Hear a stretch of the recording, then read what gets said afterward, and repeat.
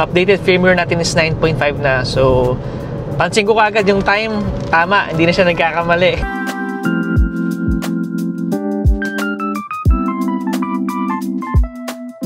So, maduming-madumi na si VF3. Kaso, umuulan kasi. Katamad magpalinis.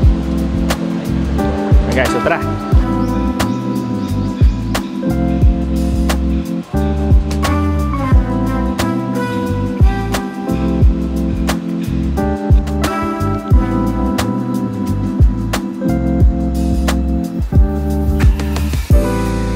Good morning na naman sa atin. So, nagpagupit na ako kahapon. Hindi ko na siya nasama sa video kasi nalobat na rin yung mga camera. So, yun guys, papunta tayo ngayon sa Casa, sa VinFast Alabang. Firmware update tayo today. Pwede na lang pumunta. So, nagpa-schedule ako ng Monday. So, ngayon yan. So, hopefully, maging okay lahat ng firmware natin. And hopefully, wala ng mga minor glitches. Mawala na siya. And yun, maging smoother ng takbo pa niya. Although, smooth na yung takbo niya, maging smoother pa. So yun guys, so good morning, tara, samahan nyo ako. Papunta tayo Alabang. So kahapon, nag 230 kilometers tayo north, ngayon south naman tayo. 100 plus to, pero back and forth na yun. So yun guys, tara, good morning, samahan nyo ako. Skyway na tayo. Hopefully walang traffic. Ang estimated time ng arrival natin is 30 minutes lang. Guys, QC to Alabang, 30 minutes lang. Dati hindi mo maano yun. Hindi mo maisip na kaya. Pero buti na lang Skyway. Pero minsan nagda-traffic rin eh. Minsan naabutan tayo ng traffic sa may sa may papuntang yung mga papuntang na iya. Tapos paglagpas mo doon medyo maluwag na. Pero ngayon 30 minutes lang daw. So mukhang dire-diretso lang 'to, walang traffic. So yun guys, tara, samahan niyo ako. Malapit na tayo. 15 minutes na lang nandoon na tayo sa Alabang, sa VinFast Alabang. So medyo ma-traffic yung northbound. Grabe. Kanina pa hindi umaandar 'yan. So simula pa lang doon sa may sa may Makati hanggang ngayon dito na ako sa Bikutan eh. Hindi umaandar. Mukhang ma-traffic 'to pag-uwi mamaya.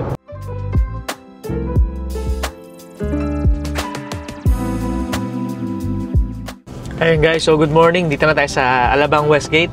So nandito yung VinFast na dealer and the VinFast Service Center din. So pakiramdaman natin kung pwede ba itong mahintay or pwede itong iwanan or dapat bang iwanan or mabilis lang to. Kasi kung hindi, pwede tayo umikot. Dito lang naman ATC, lalakarin lang natin to.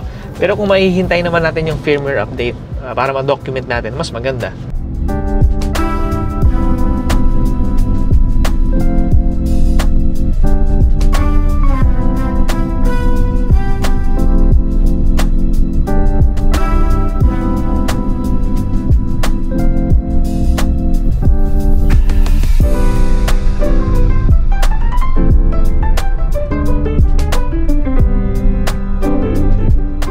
Ayun guys, ang firmware natin guys ngayon is 3A 8.8.1.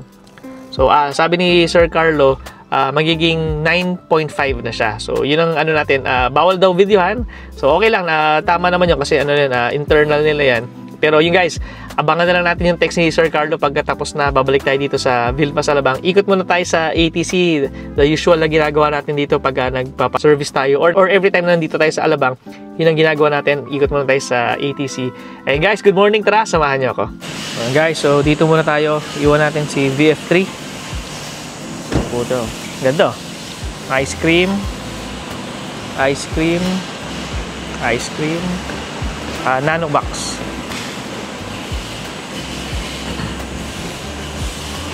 So VinFast. So ikot muna tayo guys, hintayin natin si Sir Carlo mag-text sa atin kung tapos na. So maduming-madumi na si VF3 kaso umuulan kasi. Katamad magpalinis. Guys, so tara.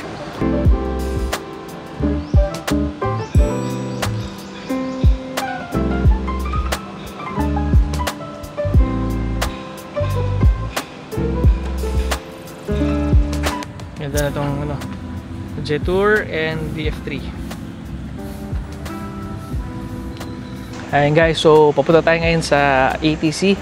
So medyo umuambon. 4 hours na to sabi ni Sir Carlos. So hintayin na natin yung tawag nila pagkatapos na.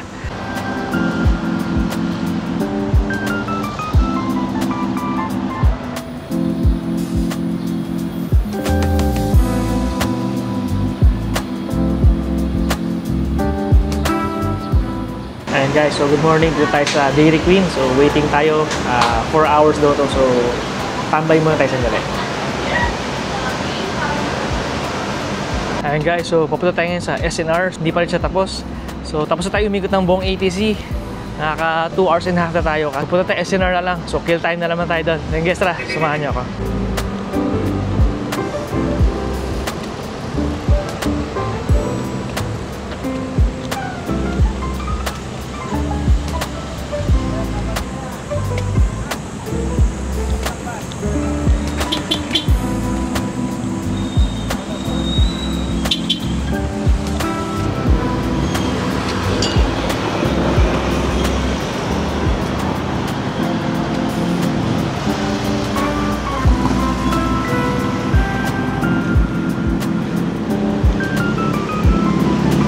Ayun guys, so naglakad tayo dito sa kabilang side naman, pa SNR tayo. So hopefully in 2 hours tapos na yung VinFast natin sa favor niya. So guys, tara, samahan niyo ako.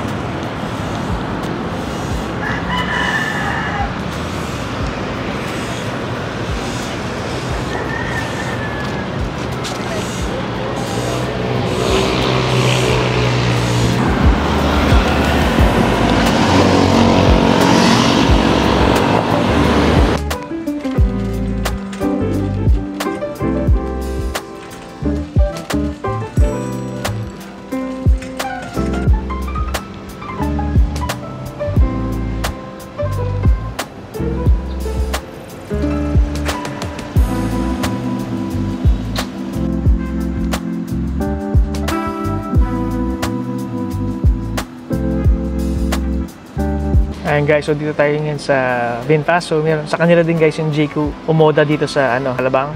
So ito yung EJ6 na tinest drive natin dati.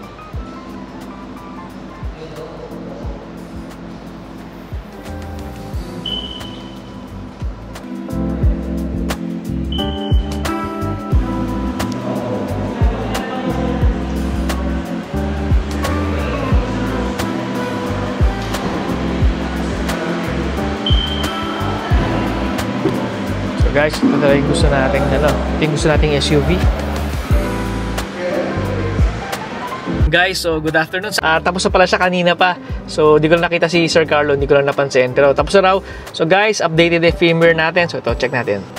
Ayun guys, FRS3A 1.9.5. So guys, updated na yung firmware natin. Uwi na tayo guys ngayon. Trabaho na tayo, maraming pa tayong gagawin. Updated firmware natin is 9.5 na. So pansin ko kagad yung time, tama, hindi na siya nagkakamali. So, yun guys, so tama na yung time natin.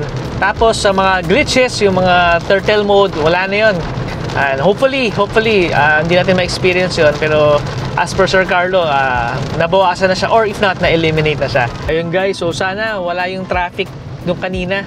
Yung nakita nating northbound na mula Makati hanggang Bikutan, hindi umaandar. So, sana hindi natin maabutan ngayon. Ayun guys, so charging si VF3.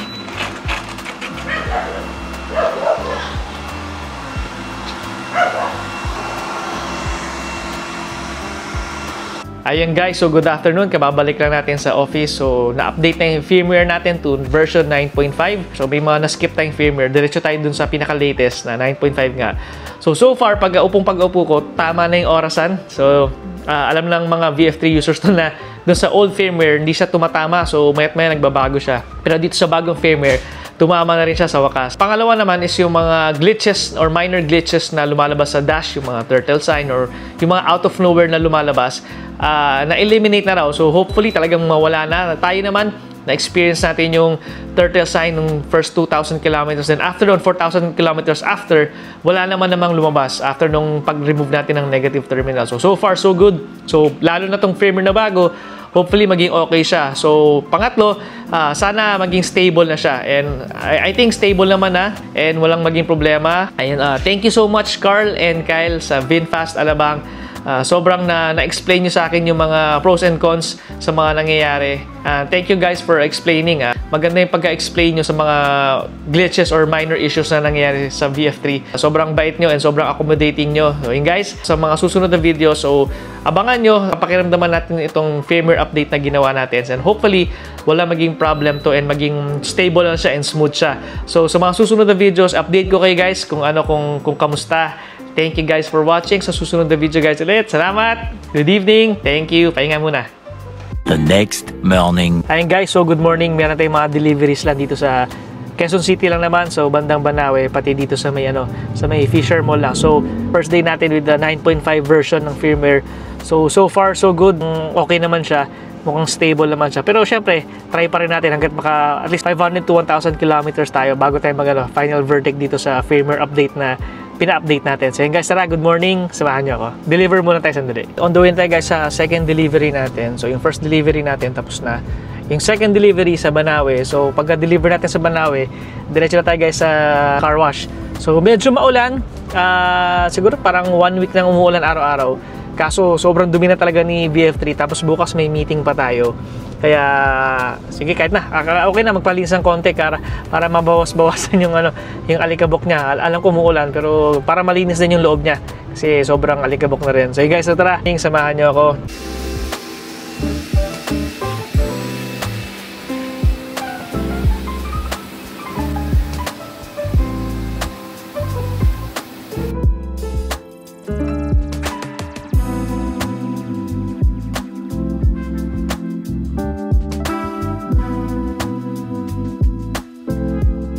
Tapos na tayo magpalinis. Talagang actually, pwede ko pang palipasin sana nang hindi magpalinis pa. Kaso sobrang dumi na talaga. Loob at labas ni VF3, sobrang dumi talaga. So nakakaya, may client meeting tayo bukas. So pinalinis na rin natin. Kakain lang with family guys sa Robinsons Magnolia. Very chill day. So far so good. Si firmware 9.5. So yun guys, may katanungan lang ako. Kung pwede nyo i-comment down below. Kasi balak magpalit ng headlights. So first option ko is yung Orion headlight. So yung Montero pati yung Mazda pinilitan natin ng Orion before. So ngayon syempre sa tagal na ng panahon, mga 3 years na yung huli kong hindi ko na alam kung may mga bagong na ngayon, bagong options na mas maganda pa. So kung meron kayong masasuggest na pwedeng option for the headlights para dito sa VF3 natin, comment nyo down below para ma-check din natin at mapag-aralan natin. Ayun guys, so after 6,500 kilometers, tumama din yung orasan natin. So bukas may meeting tayo dito sa Quezon City, wedding couple. So meeting lang bukas, tapos Thursday shoot naman for Popeyes. So yun guys, so tara, samahan nyo ako.